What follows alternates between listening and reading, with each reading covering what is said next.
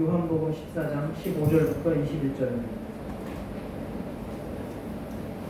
요한복음 14장 15절부터 21절 교독하겠습니다. 너희가 나를 사랑하면 나의 계명을 지키리라.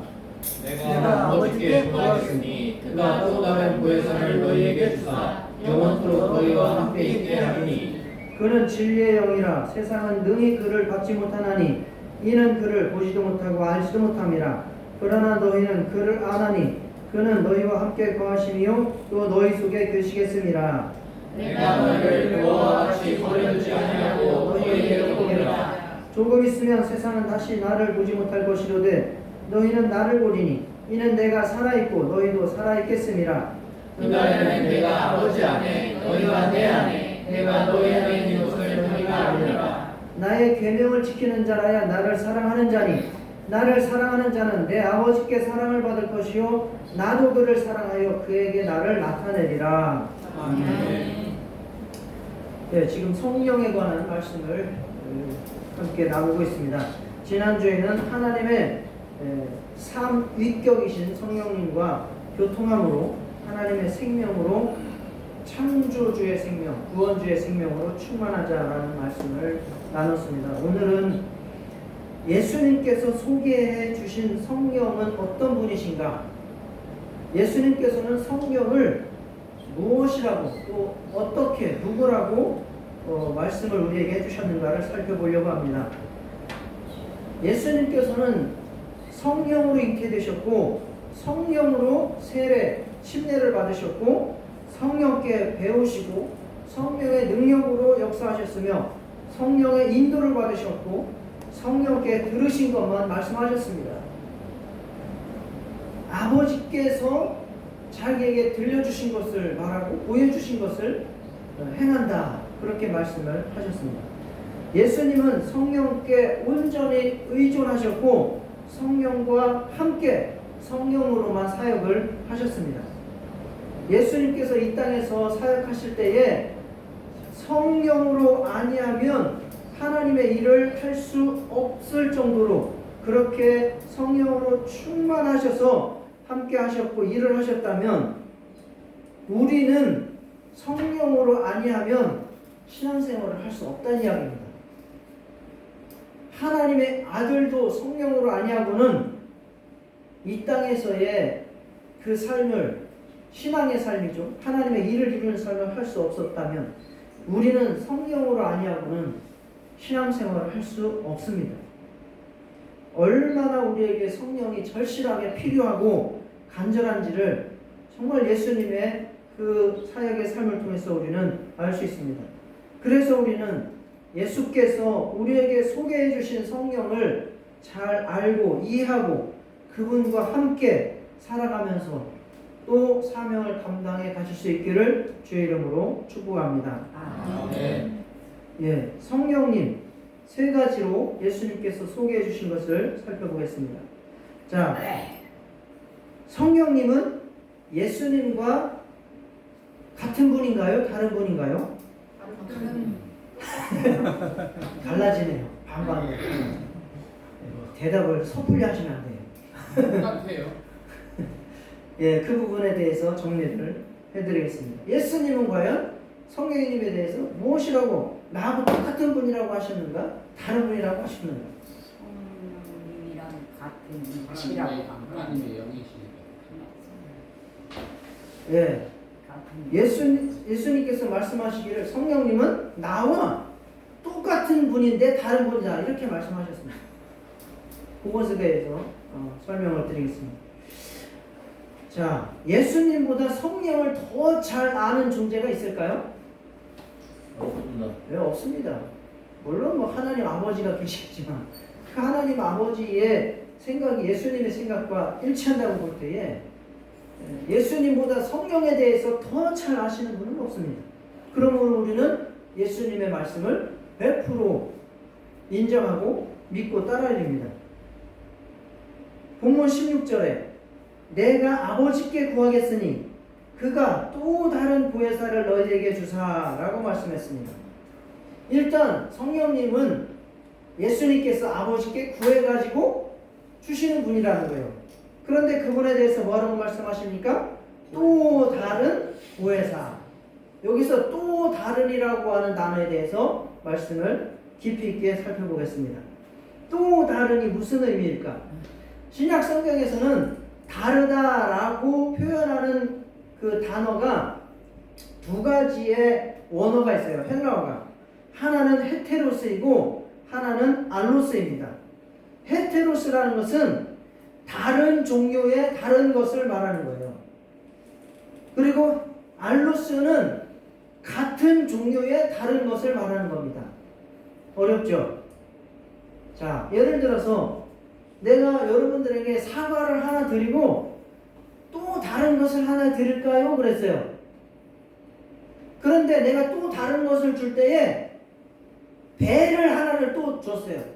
그러면 이것은 다른 종류의 다른 것인가요? 같은 종류의 다른 것인가요? 다른 종류의 다른. 이게 헤테로스예요. 그런데 내가 사과를 하나 드리고 나서 다른 것을 하나 또 드릴까요? 그리고 나서 다른 못생긴 사과를 하나 또 드렸어요. 그러면 이것은 같은 종류의 다른 것인가요? 다른 종류의 다른 것인가요? 같은 종류의 같은 종류의 다른 거예요. 이것은 알로스에 해당하는 단어예요. 그러면 예수님께서 또 다른 보혜사를 너에게 주사라고 했을 때 다른은 다른 종류의 다른 것인가요? 같은 종류의 다른 것인가요? 같은 종류의 다른 것. 맞습니다. 같은 종류의 다른 것입니다. 바로 그래서 성령은 예수님과 같은 종류의 같은 분이시지만 다른 위격의 소유자시다라는 거예요. 한 분이시지만 서로의 지성과 감정과 의지는 따로 가지고 계신 분이다라고 정리를 할 수 있습니다. 나와 똑같은 다른 보혜사를 너희에게 주신다 그 말씀입니다. 정리를 하면 성령님은 예수님과 똑같은 분이지만 다른 분이다. 여러분들이 대답하신 것은 다 맞다. 이렇게 정리를 할 수 있겠습니다.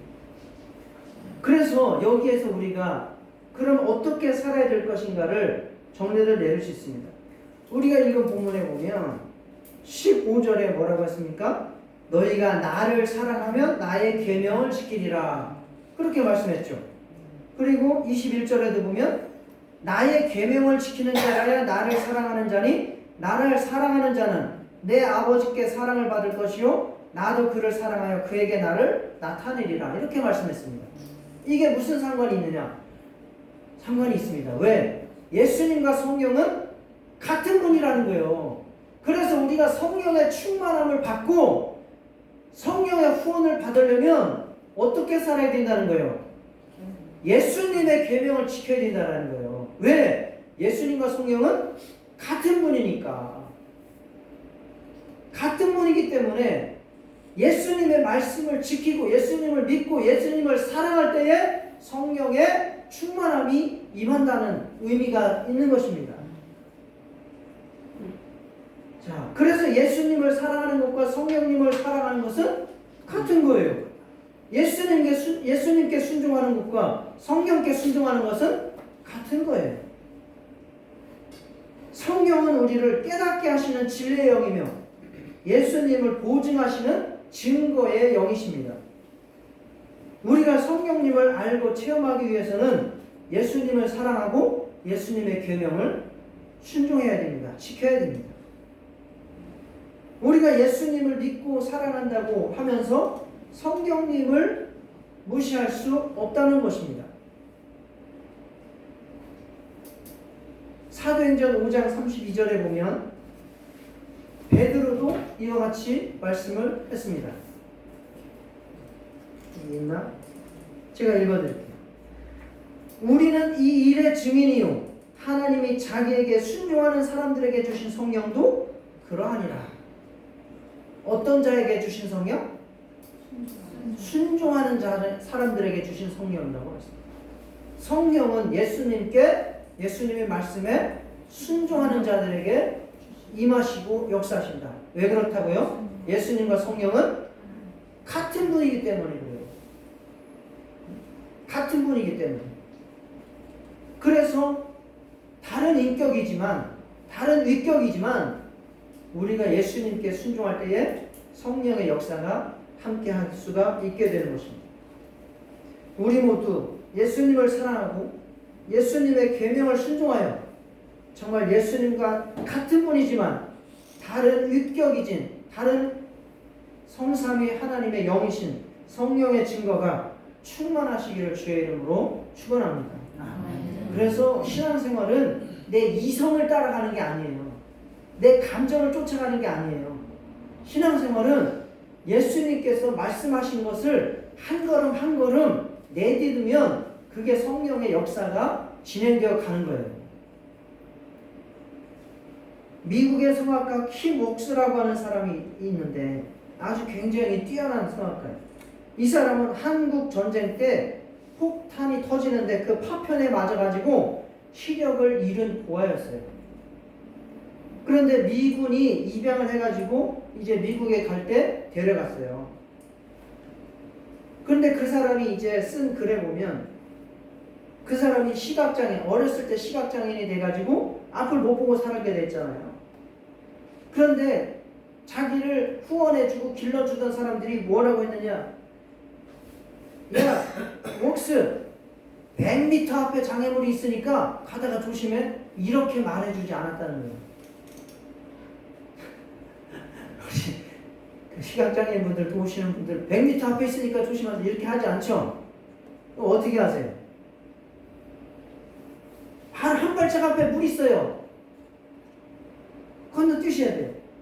바로 앞에 계단 있어요. 높이 뛰셔야 돼요. 이렇게 한다는 거예요.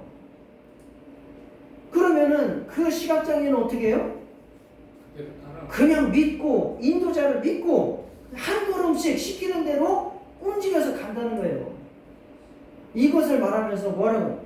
우리의 신앙생활도 똑같다는 거예요. 우리가 이성과 감정을 가지고 이렇게 살아야 돼. 10년 후, 20년 후 이렇게 살아가는 것은 내 계획이고 내 뜻이에요. 내가 원하는 것이요. 그렇지만 우리가 성령으로 살아간다는 것은 뭐냐? 예수님께서 오늘 무슨 말씀을 하시면 그 말씀을 오늘 순종하고 살아간다 그 말입니다. 그게 바로 성령으로 사는 것이고 그게 바로 예수님의 말씀을 따르고 그 계명에 순종하면서 살아가는 거예요. 그래서 우리가 신앙생활을 하는 것은 내 감정, 내 뜻과 내 지혜를 가지고 살아가는 것이 아니라 예수님의 말씀을 날마다 읽고 들으면서 깨닫고 그 말씀을 내가 볼 수 없고 알 수도 없죠. 그거를 내가 영적인 시각장애인처럼 됐는데 그렇지만 예수님께서 말씀하신 대로 그것을 한 걸음 한 걸음 그대로 따라갈 때 거기에 성령께서 역사하신다라고 믿고 그렇게 신앙생활 하시는 저와 여러분 되시기를 축복합니다. 아멘. 자, 다음 예수님께서 성령을 무엇이라고 소개하셨는가? 예수님은 성령님을 보혜사라고 칭하셨습니다. 보혜사라고 하는 말이 굉장히 어려운 말이에요. 이거는 세상에서 이런 말 못 들어봤어요. 그죠? 세상에서 이런 말 안 씁니다. 근데 이 보혜사라는 말이 그 성경을 처음에 번역할 때에 그 한문으로 보혜사라고 번역을 한 거예요. 기독이라고 하는 말도, 기독교라고 하는 말도 그리스도라는 말을 한자로 이렇게 기독교라고 번역을 한 거예요. 한자. 이거를 만약에 순우리말로 어떻게 할 수가 있었다면 그렇게 했을 테고, 아니 요즘 같은 세상이면 그냥 영어처럼 그리스도교 이 정도로 이렇게 번역을 했을 텐데 한자로 비슷한 음력으로 하다 보니까 기독교라고 하는 것. 보혜사도 마찬가지예요. 보혜사도 이렇게 이제 번역을 한 건데 보혜사를 더우시면 에어컨을 키셔도 돼요. 보혜사라는 말은 한자로 번역을 하면서 이렇게 생긴 단어이고 그냥 문자 그대로 한자로 해석을 한다면 은혜로 돕는 스승이라고 하는 뜻이 되겠습니다. 그런데 이것을 원어로 좀 더 살펴보면 원어로는 파라클레토스예요. 이거 많이 뭐 한두 번씩은 다 들어보셨을 거예요. 성령을 의미하는 보혜사는 파라클레토스라고 하는 단어를 이제 번역한 겁니다. 이것은 파라클레토스는 꼭 성령님에게만 쓰지 않았어요. 예수님을 향해서도 파라클레토스라고 하는 단어를 쓰기도 했어요. 그게 요한 1서 2장 1절에 대표적으로 나오죠. 나의 자녀들아, 내가 이것을 너희에게 쓰면 너희로 죄를 범하지 않게 하려 함이라. 만일 누가 죄를 범하여도 아버지 앞에서 우리에게 대언자가 있으니 곧 의로우신 예수 그리스도라고 했을 때 대언자가 파라클레토스예요. 즉 예수님도 보혜사시고 성령님도 우리의 보혜사시다 그 말이에요. 그러면 보혜사라고 하는 이 단어 파라클레토스라고 하는 단어를 그 당시에 성경이 쓸 때에는 어떤 대상들을 향해서 이런 파라클레토스라고 하는 말을 썼는가? 그때는 나의 문제를 변호해주는 변호사 또는 상담자 또는 나의 인생에 1대1로 나를 지도해주는 코치 뭐 멘토 이러한 존재를 파라클레토스라고 이렇게 단어를 썼습니다. 그러니까 예수님은 우리를 구원해 주시고 인도해 주시고 코치해 주시는 우리의 파라클레토스 변호자시고 우리의 인생의 코치시고 상담자시죠. 그래서 예수님이 우리의 보혜사가 될 수 있습니다. 그리고 성령님도 또 다른 보혜사인 거예요. 같은 일을 하시지만 또 다른 인격으로 오셔가지고 우리에게 변호사가 되시고 코치가 되시고 상담사가 되시고 후원자가 되시고 이런 일들을 이제 성령께서 오셔서 우리에게 해주신다는 거죠.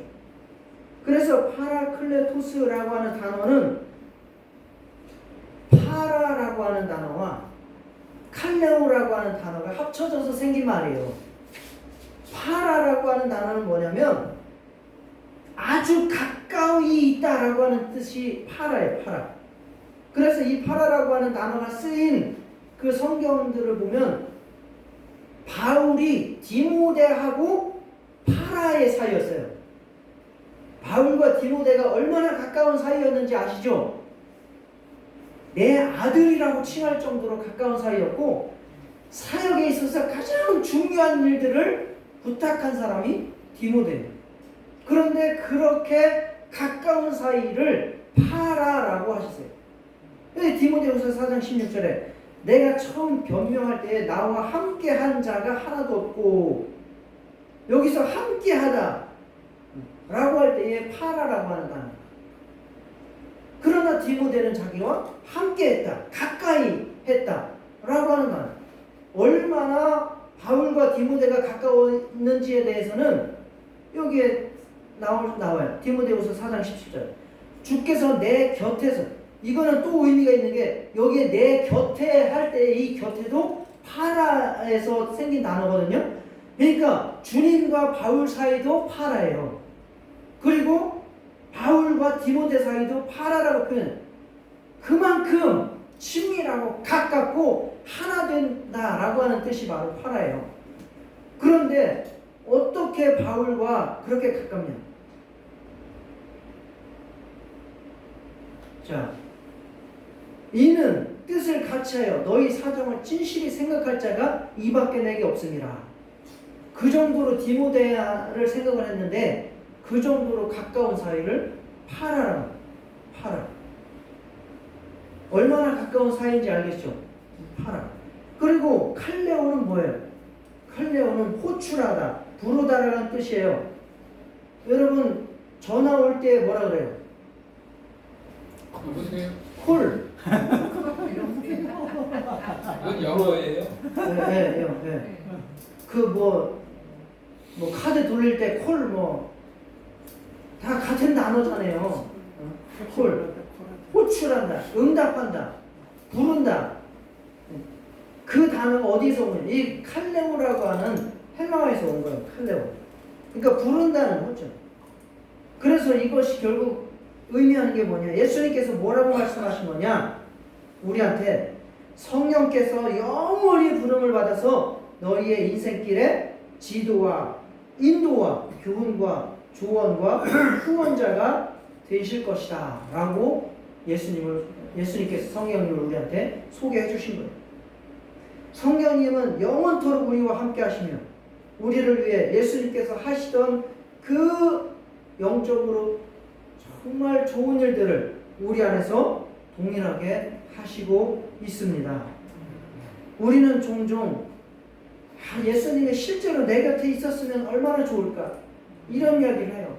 예수님이 있었으면 예수님께 뭐 질문도 하고 궁금한 거 다 물어보고 구약에 있었던 사건들 다 물어보고 성경 해석도 다 시켜보고 뭐 이러면 좋겠다. 예수님이 있었으면 내가 갈비탕 한 그릇 대접도 해드리고 뭐 이렇게 했을 텐데 뭐 이렇게 이야기해요. 그런데 우리가 왜 성령님께는 그렇게 가깝게 신앙생활을 못하느냐? 우리가 성령에 대해서 잘못 인식하고 있다는 거예요. 그게 예수님께 할 수 있는 것을 성령님께 하시기를 바랍니다. 예수님께 궁금한 거? 내 안에 예수님이 성령으로 계시니까 성령께 질문하세요. 내가 예수님께 하려고 했던 거 성령의 감동으로 그렇게 사용하세요. 드리세요. 예수님께서 시키는 대로 쓰시는 게 예수님께 드리는 거예요. 우리는 지금 성령을 너무 막연하게 생각하고 있고 아주 가까이 파라로 여기질 않는 거예요. 파라로. 예수님께서 소개하신 대로 우리가 믿는다면 우리는 정말 내 안에 계신 성령님을 경외하게 되고 그리고 그분께 정말 가까이 다가가서 그분의 가르침을 받고 그분의 지도를 받고 그분의 능력과 그분의 도우심을 힘입기 위해서 애쓰고 그렇게 살아가게 될 것입니다. 정말 우리가 성령님을 무시하지 말고 정말 하루 종일 내 안에 예수님이 성령으로 계신다라고 하는 사실을 틈나는 대로 고백하시고 기억하시고 믿음으로 인정하면서 그분과 함께 살아가시기를 주의 이름으로 축원합니다. 제가 말씀드렸죠? 우리가 예수님을 믿게 해달라고 기도할 필요 없어요. 왜요? 다 예수님 믿으니까요. 그럼 어떻게 기도하라고요? 예수님이 내 안에 항상 계시고 있는 것을 알게 해달라고 기도하십니다. 그게 우리의 과제예요. 예수님께서 성령으로 내 안에 항상 계신데 나는 항상 없는 것처럼 살잖아요. 예수님께서 내 안에 항상 계시다는 것을 믿게 해달라고 기도하시고 그렇게 계속 인정하면서 믿음으로 살아가시기를 축복합니다. 자, 세 번째, 예수님께서 성령을 무엇이라고 소개하셨는가? 이거는 아주 충격적인 발언입니다. 뭐라고 하셨습니까? 내가 너희에게 실상을 말하노니 내가 떠나가는 것이 너희에게 유익하다 라고 말씀하셨어요. 예수님이 제자들에게서 없어지는 게 유익하다는 거예요. 아니 예수님이 어떤 존재인데 제자들이 어떻게 예수님을 믿고 따랐는데 내가 없어지는 게 좋다고 말씀하시는가? 제자들은 3년여 예수님과 함께 했습니다. 뭐 힘들고 어렵고 배도 고프고 괴로웠지만 예수님이 하시는 일들이 있었기 때문에 믿고 따른 거예요.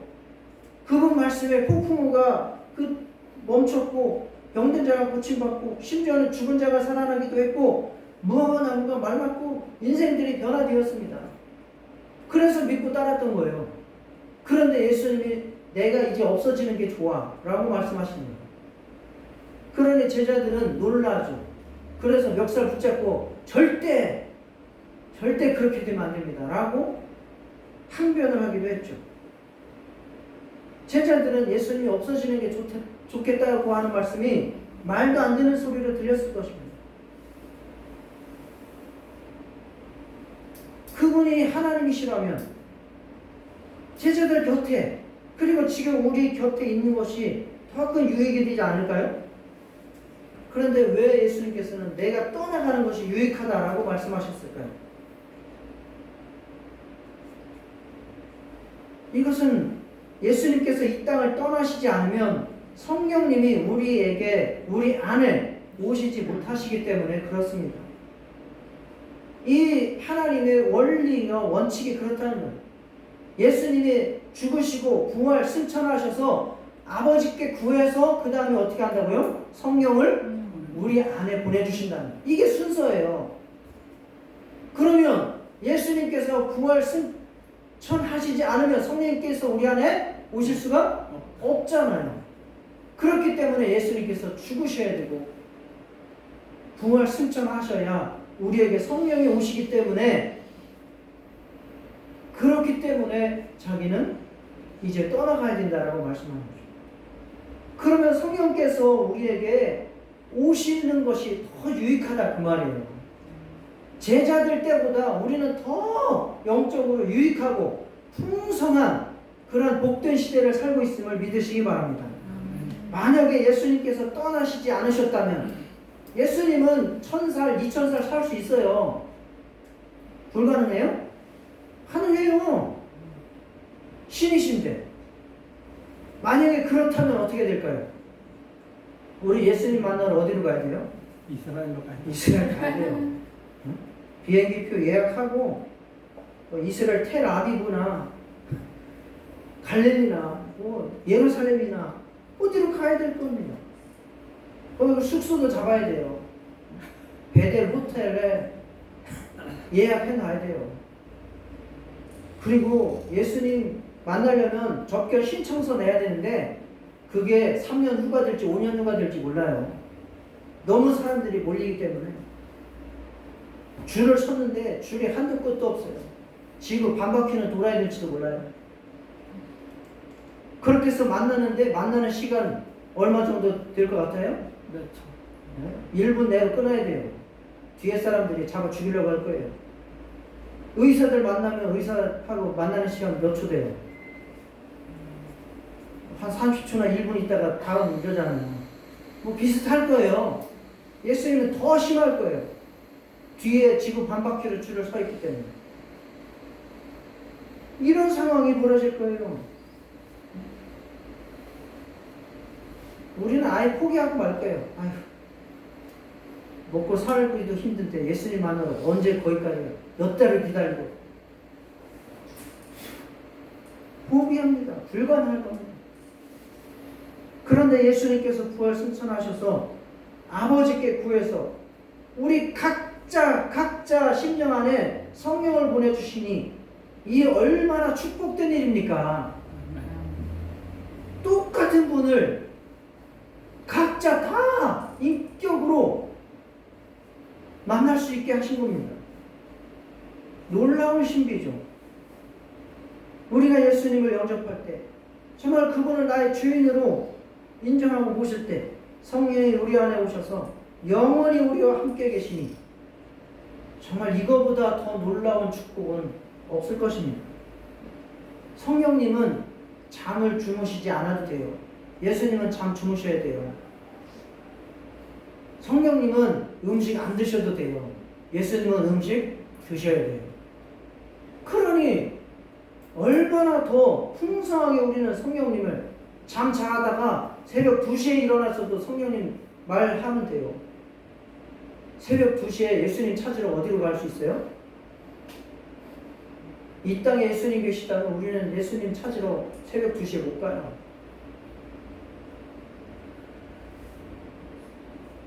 우리는 예수님을 각자 수십억 명이 1대1로 다 하나님을 성령으로 인격적으로 만나고 대화할 수 있어요. 놀라운 신비 아닙니까? 내 안에 계신 하나님인데 여러분 안에도 다 각자 계셔요. 그리고 여러분에게 맞춤으로 인도하시고 맞춤으로 후원하시고 맞춤으로 격려하시고 맞춤으로 말씀해 주세요. 물론 성경 진리 안에서 하셔야 됩니다. 성경 진리를 벗어나서 막 말씀하신다는 것은 그거는 다른 분이에요. 다른 종류의 다른 분이에요. 같은 종류의 다른 분이 아니라 다른 종류의 다른 분이니까 그런 분들은 저하고 상담을 좀 하셔야 되고요. 성경의 진리 안에서, 예수님의 진리 안에서 여러분에게 맞춤 전략으로 여러분들을 인도하십니다. 이것보다 놀라운 축복이 어디 있습니까? 정말 예수께서 성령으로 내 안에 계심을 믿고 평소에 예수님께 하려고 했던 그 모든 것들 성령님으로 다 행하시기를 바랍니다. 성령께서 예수님과 동일한 진리와 능력으로 우리를 가르치시며 인도하시고 도우실 것입니다. 이것이 정말 이 시대에 우리가 풍성하게 하나님을 알고 성경을 깨닫고 성령의 그 능력으로 살아갈 수 있는 원리입니다. 성령님은 예수님과 똑같은 그러나 다른 위격의 하나님이십니다. 그분을 우리에게 각자 부활 실천하셔서 아버지께 구해서 보내주셨습니다. 정말 성령님을 내 삶에 적극적으로 개입시켜서 그분과 함께 우리의 인생, 우리의 신앙생활 끝까지 승리하시기를 주의 이름으로 축원합니다. 아멘. 다 같이 성령을 내가 인정하고 성령을 의지하고 성령의 능력으로 승리하게 하여 주옵소서. 기도하시겠습니다. 하나님 아버지,